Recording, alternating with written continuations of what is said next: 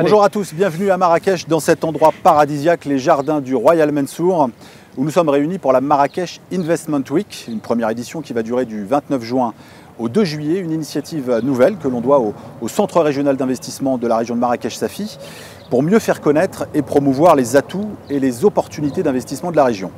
Au programme de cette première édition, 4 rendez-vous autour de 4 écosystèmes d'avenir pour Marrakech-Safi. Aujourd'hui, nous allons parler d'agrobusiness avec à mes côtés plusieurs entrepreneurs et acteurs du secteur, des acteurs qui croient au potentiel de la région et qui vont partager avec nous leur passion et leur succès. Parmi nous, Majida Maroufi, vous êtes directrice générale de l'Agence nationale pour le développement de l'aquaculture. Youssef Moui, vous présidez la Confédération patronale de la région. Vous êtes également président du Cluster Ménara, on va en parler. C'est un organisme qui fédère les entreprises de la filière agroalimentaire et cosmétique. Également parmi nous, Irsan Lemzibri, vous êtes à la tête de Huile Arôme, la société spécialisée dans les produits cosmétiques. Également avec nous, Amin Baroudi, vous dirigez entre autres City Imperium Holding, la société impériale des thés et des infusions. Avant d'échanger avec nos invités, je vais céder la parole au directeur général du Centre régional d'investissement de Marrakech-Safi, Yassine Msefer, qui va revenir pour nous sur le poids de l'agrobusiness dans la région et sur les enjeux du secteur. Je suis très heureux de vous accueillir aujourd'hui pour la première édition du Marrakech Investment Week. Vous l'avez dit, l'occasion de proposer et de montrer les opportunités d'investissement et les atouts de la région de Marrakech-Safi.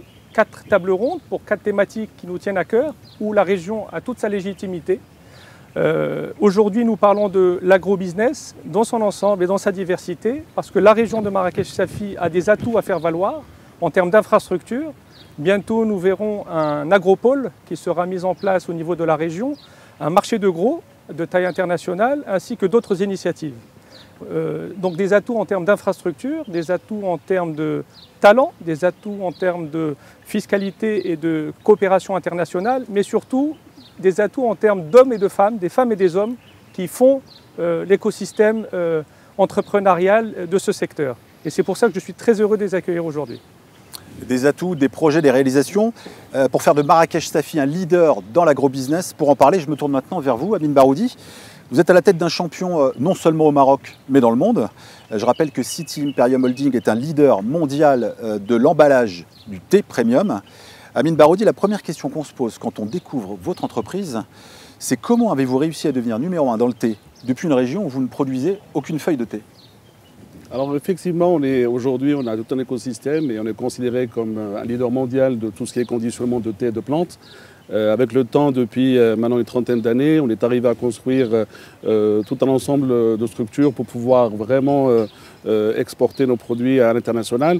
Effectivement, on a commencé par le conditionnement des plantes médicinales marocaines, déjà au premier lieu. Et après, en essayant de vendre un peu les plantes dans le monde entier, les clients aussi demandaient du thé. Et on avait développé un savoir-faire unique pour tout ce qui est conditionnement. C'était surtout les sèches et mousselines cousues. On est aujourd'hui leader mondial, on a la plus grosse capacité dans le monde. Et à la demande des clients à l'international, surtout en Europe, on a démarré un peu sur le thé. Et on est devenu aujourd'hui un acteur incontournable de tout ce qui est thé infusion haut de gamme et tout ce qui est conditionnement du thé infusion haut de gamme dans le monde. Amin Baroudi, vous avez créé un véritable écosystème avec toute une chaîne de valeur. Expliquez-nous.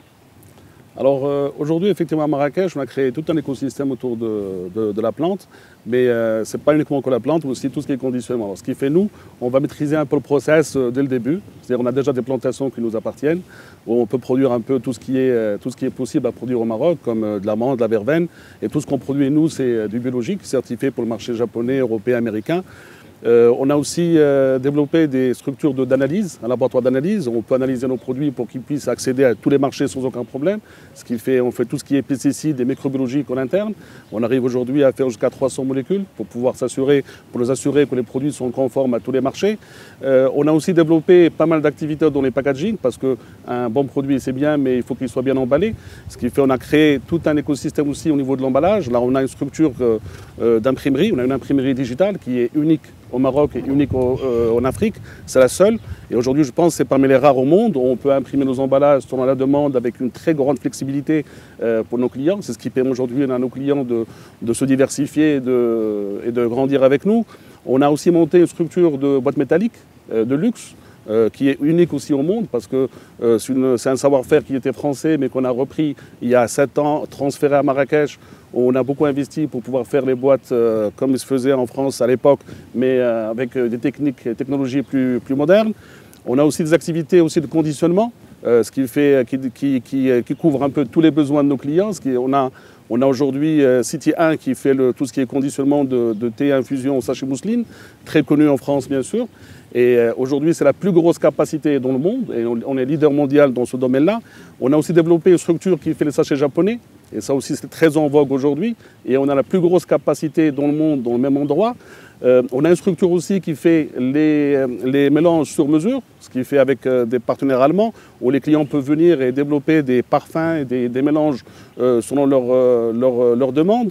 On a aussi, pour une première, monté une structure avec des Japonais, où on fait les thés japonais sont processés aujourd'hui à Marrakech, et c'est une première mondiale, parce que c'est que le thé japonais qui permet ça. Mais depuis maintenant 3 ans, tous les thés japonais sont fabriqués et processés à Marrakech. Alors ça provient des feuilles du Japon, qu'on ramène d'une manière dans des conteneurs frigorifiques, et tout ce qui est processing se fait au fur et à mesure de la demande ici à Marrakech. Ce qui est finalement, effectivement, on a créé un véritable écosystème pour pouvoir justement attaquer le marché international. Un écosystème complet qui s'exporte, un joli modèle d'intégration verticale et un modèle que vous appliquez désormais à d'autres produits. Je pense notamment au café, à la biscuiterie, à la chocolaterie. On va découvrir tout ça en images et on se retrouve dans quelques instants.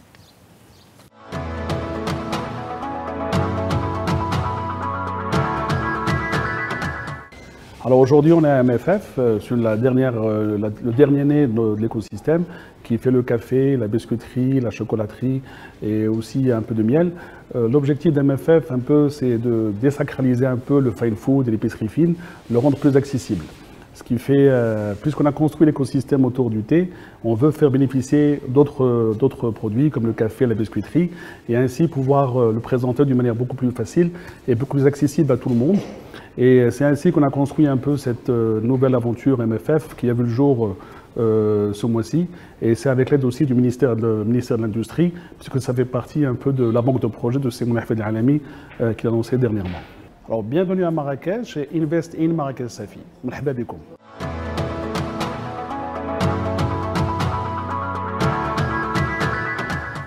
Merci Hamid Maroudi. Je me tourne maintenant vers Irsan Lamzibri. Vous dirigez la société Huile Arôme, spécialisée dans les produits cosmétiques.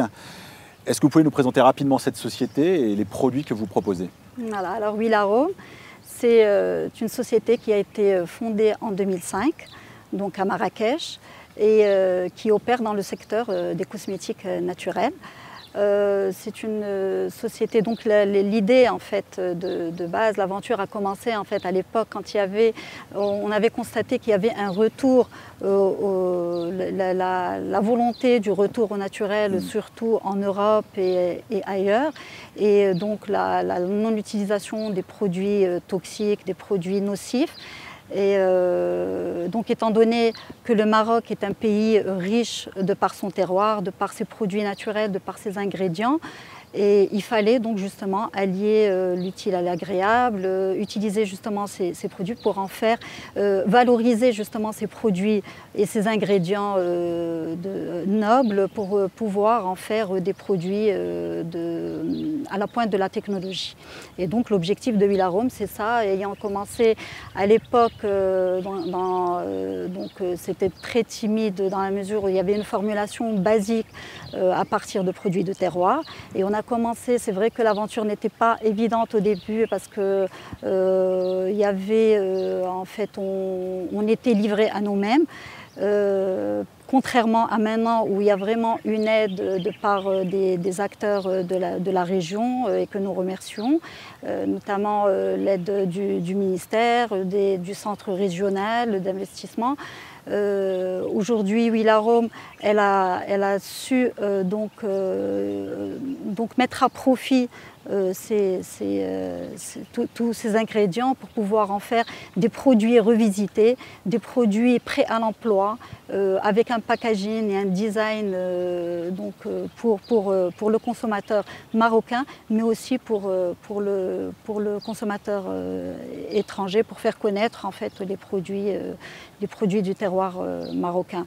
Et aujourd'hui, on est fiers d'avoir donc une structure qui est certifiée. Donc c'est un laboratoire qui s'étale sur une superficie de 1500 m², qui est certifié ISO 22716, qui a une double certification par Imanor et par Veritas. Nos points forts aujourd'hui, c'est un système qui est certifiable et auditable. C'est une maîtrise totale de la traçabilité des ingrédients, notamment depuis l'entrée des ingrédients, de la matière première jusqu'à la libération du produit fini. C'est une notoriété auprès des professionnels. C'est aussi, donc on a en fait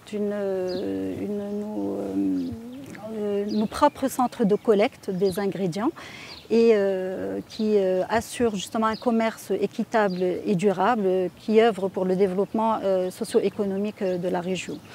Et ça, on travaille en collaboration et avec les acteurs aussi de la région comme l'ANSA, Essaouira, comme le Foodex, l'ex-ACCE et d'autres partenaires, le CRI que nous remercions aussi, et Ecocer, parce qu'aujourd'hui, il faut dire que Wilarome, en termes de certification, en termes de qualitatif, nous avons misé sur ça, sur le qualitatif depuis le début. C'était notre mot d'ordre. Et donc aujourd'hui, on a quand même, on peut dire qu'on est la première société à avoir le plus de produits certifiés biologiques. Donc une belle réussite là encore avec un véritable écosystème. Comment est-ce que vous avez profité concrètement des atouts de la région Marrakech-Safi? Justement parce que Marrakech, elle a l'avantage d'être au centre en fait, de ces centres de collecte, puisqu'on est à proximité de la collecte de l'argan dans la région, donc de l'axe Essaouira, Agadir et le sud, à côté de L'Hamna, la centre de collecte de L'Hamna par rapport à la figue de Barbarie ou à Espamran, la rose, l'huile essentielle de la rose, donc tout ça c'est un avantage. C'est un avantage d'avoir justement à proximité toutes ces plantes et de pouvoir les utiliser à bon escient. Ensuite, il y a l'aide qui nous a été apportée dernièrement par le Centre régional d'investissement qui nous a aidés donc justement pour pouvoir mettre en place notre futur projet qui va voir le jour dans les mois à venir. Projet qui va consister en quoi? Alors c'est un projet, en fait ce sera un complexe intégré qui va tourner autour de trois aspects, cosmétiques, les compléments alimentaires et les dispositifs médicaux. Bonne chance dans ce nouveau projet. On a parlé de thé, on a parlé de cosmétiques. Youssef Mouhi, ce sont des filières qui vous tiennent particulièrement à cœur. Vous dirigez Cluster Ménara, je l'ai dit tout à l'heure, une structure qui regroupe les acteurs de cette filière. Concrètement, à quoi sert le Cluster Ménara? Parfait, donc comme vous l'avez vu, il y a déjà un tissu productif important. On a vu là juste un petit exemple sur la région de Marrakech-Safi, dans tout ce qui touche à l'agroalimentaire d'une manière générale et à la cosmétique aussi. Donc il y a 8 ans, le ministère du Commerce et de l'Industrie avait lancé un appel à manifestation d'intérêt pour créer des clusters. Vous savez tous que les clusters, au fait, sont des groupements de professionnels avec des institutionnels, avec des instituts de recherche, avec des universités pour travailler à l'amélioration de la valeur ajoutée de ces secteurs justement. Donc nous, à la Confédération Générale des Entreprises du Maroc, donc le patronat marocain régional, on s'est dit, voilà, un secteur qu'il faut, consolider, qu'il faut agglomérer pour les pousser à aller vers plus de valeur ajoutée, plus de production. Et c'est le début de l'aventure. Donc le cluster Ménara pour l'agroalimentaire et la cosmétique a démarré de cette sorte-là. Aujourd'hui, il compte quelque chose comme 77 membres, ce qui est pas mal du tout. Et on n'a pas tout le monde, hein, et ça commence à venir un peu plus. Et donc, qu'est-ce qu'on fait? Au fait, nous, on pousse les projets collaboratifs entre membres déjà, parce que vous le savez, quand on veut faire de la recherche et développement, même si on veut faire de la recherche opérationnelle ou du développement, il faut beaucoup d'argent. Alors des fois, il y a des éléments entre 2, 3, 4, 5, 6 entreprises qui se retrouvent sur un même projet. Les aider à réaliser ce projet, financer la recherche, trouver les partenaires est une de nos missions. Donc on fait de l'accompagnement globalement, c'est-à-dire même à la recherche de clients, recherche de matières premières, recherche de savoir-faire, transfert de savoir-faire. On fait du soft landing très important. Je pense qu'aujourd'hui, on s'adresse à des gens qui pourraient être des investisseurs potentiels dans la région. Cluster Menara a beaucoup de partenariats avec des clusters étrangers. Et nous recevons leurs membres, donc pour essayer de leur trouver, on ne fait pas doublon avec la MDE, mais on est plus spécialisé. La MDE, c'est l'agence marocaine pour le développement des investissements extérieurs. Donc, mais nous, on est plus spécialisé, comme ils reçoivent nos membres, comment on veut les envoyer des fois apprendre, trouver, disons, de nouvelles formules, de nouvelles JV, de nouveaux partenaires, comment on reçoit leurs membres à eux, des gens de l'international, pour les installer au Maroc. Donc, il y a aussi cette histoire, comme j'ai dit, de formation. On a un besoin énorme de formation. On continue parce que le domaine évolue énormément. Et donc, dans le cadre de ce travail, on est arrivé à mettre en place un écosystème des plantes aromatiques et médicinales, au fait qu'il se retrouve être la base. Comme vous avez dû le voir un petit peu, on a un terroir très important au niveau de la région de Marrakech et du Maroc, parce que Marrakech se retrouve être le réceptacle, Madame Ihsan l'a dit tout à l'heure, de toutes les productions nationales. Et donc, qui sont travaillées d'une manière ou d'une autre, que ce soit dans l'agro ou que ce soit dans la cosméto, pour être exportées. Et une chose que peut-être qui n'a pas été dite aujourd'hui, c'est que nos amis profitent tous de la marque Marrakech, parce que Marrakech est une marque. Il suffit de dire c'est du Made in Marrakech, en tout cas pour ce type de produit, pour que les marchés s'ouvrent, pour que vos chiffres passent à des croissances à 2 chiffres au niveau de vos ventes.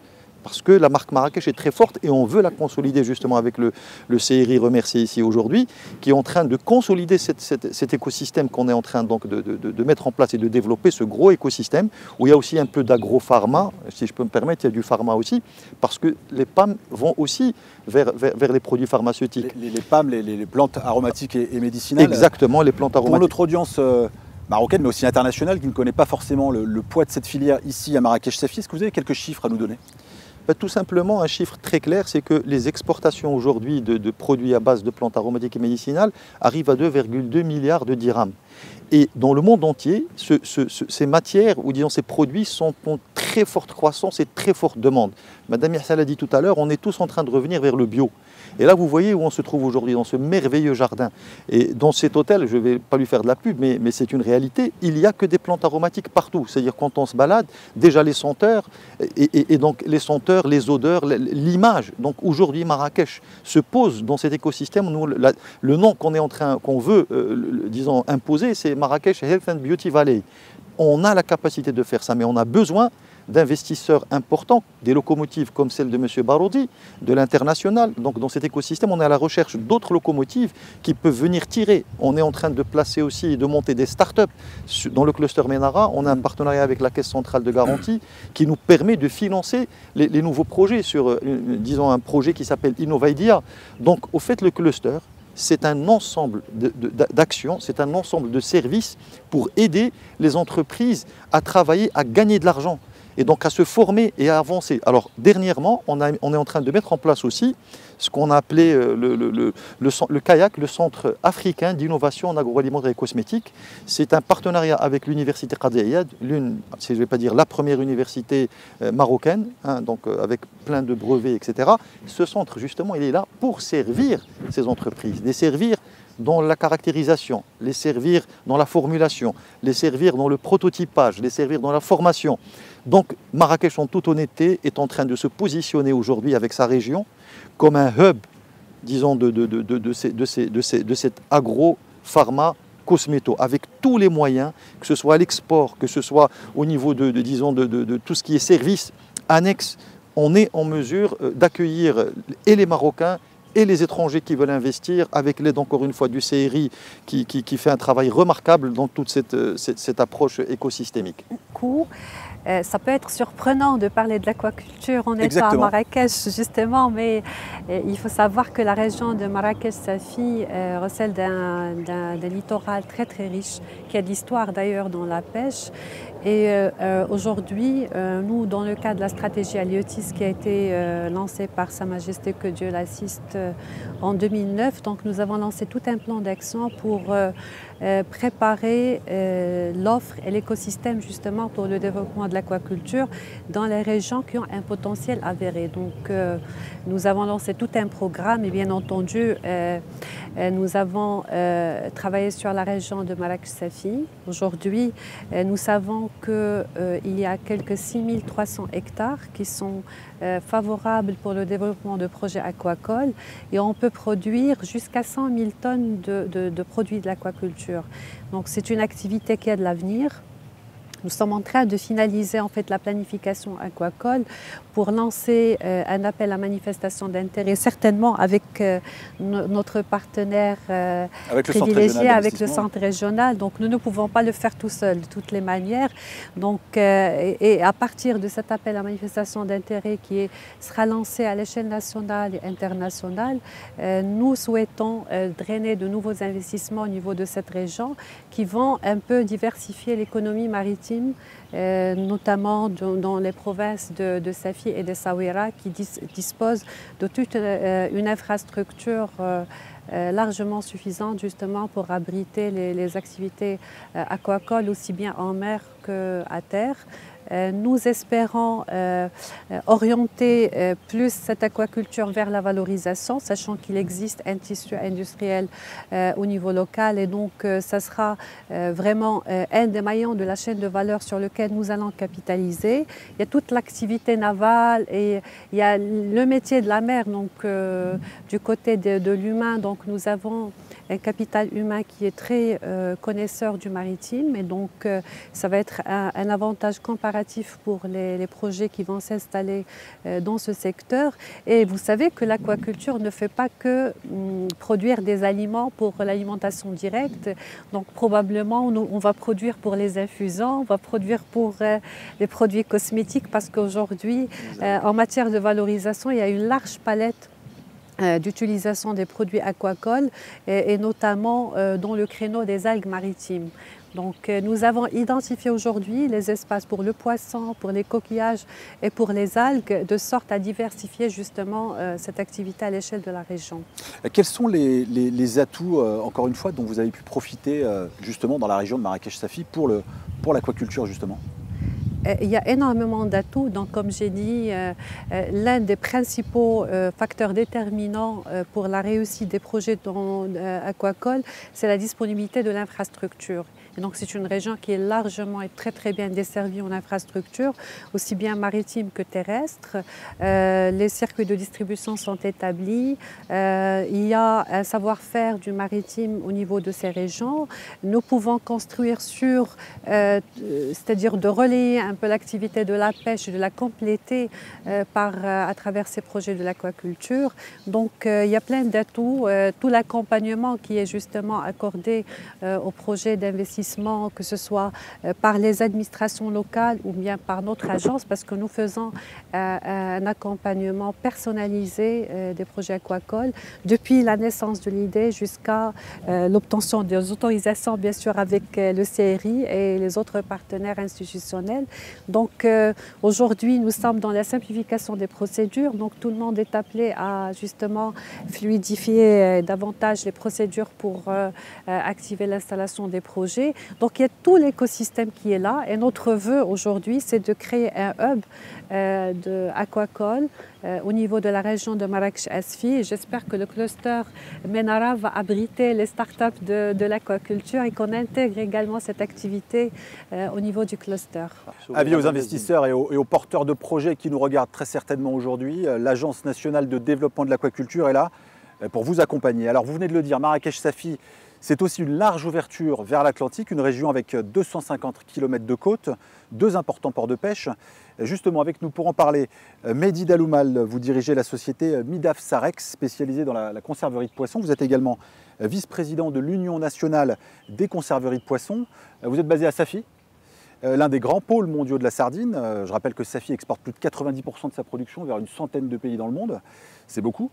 C'est un secteur qui ne connaît pas la crise, avec un carnet de commandes qui est rempli sur plusieurs années. Qu'est-ce qui explique selon vous cette réussite ?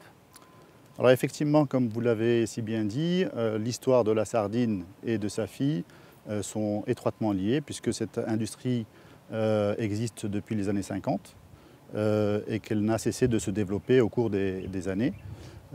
Cette expertise et cette valorisation n'a cessé de se développer à travers de nouvelles unités. En ce moment, vous avez une nouvelle unité qui est en train d'être créée à Safi. Et donc aujourd'hui, on se rend compte que ce produit, en fait, la sardine, a un attrait auprès des consommateurs pour, bien sûr, ses bienfaits, pour toutes les richesses qu'on peut lui attribuer en termes de valeur nutritionnelle. Et donc, vous allez le retrouver dans à peu près tous les rayons de supermarchés à travers le monde. Comme vous l'avez dit, nous exportons vers plus de 100 pays dans le monde. Donc, c'est un excellent ambassadeur du produit et du Made in Morocco, à tel point que dans certains pays, vous montrez une boîte de sardines et on vous dit c'est le Maroc. Ou parfois, et souvent, c'est Safi. Puisque Safi, en fait, a été longtemps considérée comme la capitale mondiale de la sardine pour la qualité de son produit. Comme vous l'avez dit également, nous nous approvisionnons auprès des ports et des bateaux qui sont sur le port de Safi et d'Essaouira, qui pêchent annuellement à peu près 70 000 tonnes de poissons frais et que nous traitons dans les conserveries. L'industrie de la conserve au Maroc, c'est à peu près 590 millions d'euros de chiffre d'affaires, essentiellement à l'export. Et Safi représente une part importante de cette valorisation. Donc on l'a compris, un secteur qui marche très très bien. Quel message souhaitez-vous adresser aux investisseurs qui pourraient avoir envie de venir justement ici dans la région de Marrakech-Safi? Alors Safi dispose d'une expertise, d'un capital humain qui est très important, lié à son expérience. Nous avons accès à une ressource qui est quasi exclusive puisque le Maroc est le principal exportateur et le leader mondial sur la conserve de poissons. Donc il y a un gisement important qui mérite d'être valorisé encore plus. Et c'est là où je pense il faut aller. Il faut aller chercher des nouveaux leviers ou de nouveaux gisements de valorisation à travers notamment des partenariats avec des investisseurs étrangers qui peuvent aller sur des nouveaux produits. On peut aller vers des produits à plus forte valeur ajoutée. Je prends par exemple le cas des gélules oméga 3. En ce moment, c'est un peu à la mode. On en voit un peu partout, tout le monde en consomme. Et c'est fait à partir de sardines, ou en tout cas de pélagiques. Donc la sardine, le maquereau, l'anchois, qui sont des produits qu'on trouve le long des côtes marocaines. Donc il y a tout un tas de nouveaux produits qui peuvent être développés, des produits cuisinés, de l'aquaculture d'algues. Enfin, il y a tout un écosystème qui peut être développé autour des produits de la mer et pour lequel nous avons déjà une expertise et un savoir-faire au niveau de la région Marrakech-Safi et en particulier à Safi. Là encore, de belles perspectives de développement. Alors tout au long de cette émission, on a pu découvrir et entendre parler d'activités plutôt diversifiées dans la filière de l'agrobusiness. Il y a également une toute nouvelle activité qui vient d'émerger dans la région de Marrakech-Safi. Zineb Beliamani, vous venez de nous rejoindre sur le plateau. Vous dirigez la société Arwa Medic, qui est le premier laboratoire pharmaceutique dans la région. En quoi consiste votre activité ? Donc, bonjour déjà, merci. Il faut savoir que Arwa Medic, c'est, comme vous l'avez dit, le premier laboratoire pharmaceutique dans la région de Marrakech-Safi. On est spécialisé dans tout ce qui est stérile. Nos produits, c'est tout ce qui est soluté massif, donc poche NaCl ou poche glucosée. Mais aussi, on a tout un département pour tout ce qui est dialyse, hémodialyse en particulier, donc des concentrés d'acide ou de bicarbonate ou des cartouches de bicarbonate pour pouvoir faire toutes les séances d'hémodialyse. Alors dans le domaine de la pharmacie, quels sont les atouts et les avantages dont vous profitez ici dans cette région ? Déjà, la région de Marrakech-Safi, c'est une région qui a beaucoup de compétences, beaucoup de jeunes qui se sont spécialisés dans tout ce qui est pharmaceutique. Malheureusement, ils devaient partir dans d'autres régions pour pouvoir exercer. Donc là, on a l'avantage de pouvoir être sur place et récupérer vraiment de jeunes personnes motivées et très compétentes. Il y a aussi l'UM6P, qui est l'université Mohamed VI Polytechnique. À Ben Guerir, juste à côté. Exactement, donc pas très loin. Qui maintenant vont se spécialiser, ils vont ouvrir un département pour tout ce qui est pharmaceutique. Donc ils vont former des pharmaciens spécialisés dans l'industrie. Donc la région va pouvoir vraiment se développer de ce côté-là. Alors Arwa Medic a été lancé en 2017, il y a 4 ans. Quelles sont vos ambitions pour les prochaines années ? Donc là, on a commencé avec tout ce qui est produits hospitaliers. Et idéalement, dans un futur proche, on voudrait se lancer dans ce qui est biosimilaire, donc avec des technologies qui sont innovantes, et donc se lancer dans des produits un peu plus techniques, on va dire. Merci beaucoup. On vient d'écouter une sélection d'entrepreneurs de la région de Marrakech-Safi, des entrepreneurs qui ont réussi avec un vrai savoir-faire. Et c'est aussi important de le faire savoir. Là encore, la région de Marrakech-Safi innove. Ouda Guessous, vous venez de nous rejoindre sur le plateau, bonjour. Bonjour. Vous avez lancé The Foodie Show, le premier salon virtuel de l'industrie agroalimentaire, c'était en 2020. Vous avez réuni des acteurs du monde entier, marocains et internationaux. Pourquoi avoir choisi de lancer une telle initiative ? Moi je suis du secteur de l'agroalimentaire, j'en ai passé une bonne dizaine d'années et j'avais une vraie problématique de tout ce qui est prospection. Et donc prospection est très importante dans chaque secteur d'activité et surtout pour l'agro-industrie qui, quand on a eu le confinement, tout l'événementiel s'est arrêté. Avec l'événementiel aussi, certaines commandes se sont arrêtées et moi je me suis retrouvée à la maison en train de penser qu'est-ce qu'on peut faire. On avait le temps de réfléchir et avec mon partenaire, on a réfléchi à ce nouveau concept. On a fait notre étude de marché, on a appelé nos clients pour voir est-ce que ça marche et on allait lancer le premier salon virtuel international. Et on insiste sur le mot international. International oui. Parce qu'il y en a qui sont virtuels, qui ont lancé avant nous, mais c'était d'un pays à un autre pays ou d'une région à une autre région. Et donc on est sur l'international. La commercialisation s'est faite rapidement. Donc en juin, on était déjà en phase de commercialisation pour la première édition qui s'est tenue en septembre l'année dernière. Donc on a eu 1300 participants. On parle bien de professionnels de l'agro-industrie, mais aussi des services liés à l'agro-industrie. Donc un vrai succès? Oui, 95 pays. Et pour la dernière édition, on a eu même 100 pays. On anticipe d'en avoir un peu plus sur l'édition de septembre. Et vos perspectives de développement justement avec ce salon? Pour le moment, on veut capitaliser sur ce relationnel, cette communauté que nous avons. C'est un salon virtuel, c'est un espace de rencontre, mais c'est aussi un espace d'apprentissage. Donc on a un programme scientifique, on va dire, où il y a une série de conférences, de sessions expertes, des expert sessions, mais il y a aussi beaucoup de réseautage et une marketplace. Et la différence, c'est qu'on amène les acheteurs. Donc on a une communauté d'acheteurs, un peu plus de 200 acheteurs de 36 pays qui nous font confiance, qui reviennent à chaque fois. Et j'espère qu'on aura beaucoup plus sur la prochaine édition et beaucoup plus d'exposants. Merci beaucoup. On va découvrir une autre belle réussite, une femme toujours qui brille au Maroc et à l'international. Elle nous vient d'Essaouira. Je vous laisse voir cette vidéo et on se retrouve juste après.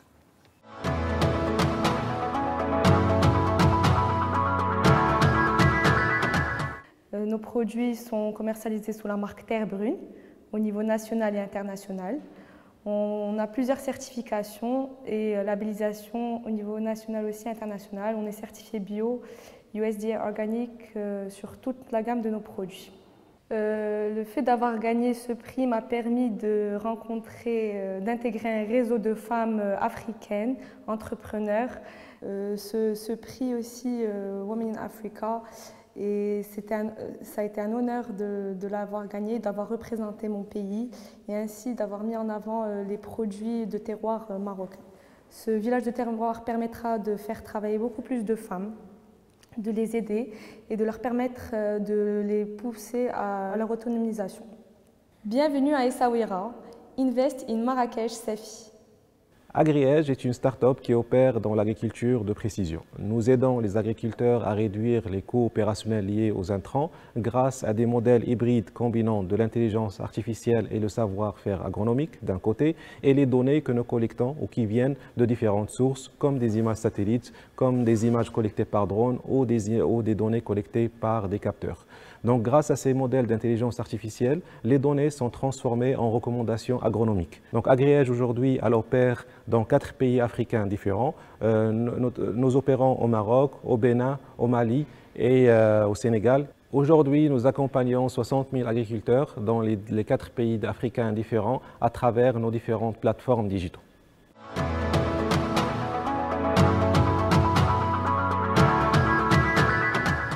Alors nous venons de découvrir de belles réussites entrepreneuriales portées par des hommes et des femmes plutôt jeunes de la région de Marrakech-Safi. Yassine Msefer, j'ai une dernière question à vous poser. Est-ce que finalement l'esprit d'entreprise n'est pas inscrit dans l'ADN de la région Marrakech-Safi?